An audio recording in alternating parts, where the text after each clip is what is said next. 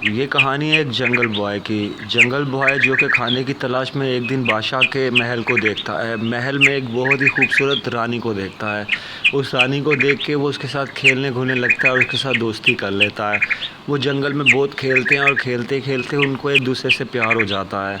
फिर एक दिन राजा के सिपाही जो हैं वो उस जंगल बॉय को पकड़ते हैं और पकड़ के उसको केज में डाल देते हैं, उसको कैद कर देते हैं और उसकी वजह से वो बहुत परेशान होता है। फिर जंगल में जब जंगल बॉय का पता लगता है तो सभी जो है वो जानवर वो मिलकर पता करते हैं और मिलते हैं जाके जंगल बॉय से, और जंगल बॉय की बात करते हैं वो बादशाह से कि इसको छोड़ दे, रिलीज़ कर दे जंगल से, ये दोबारा यहाँ नहीं आएगा। पर बादशाह उनको धमका के यहाँ से निकाल देता है।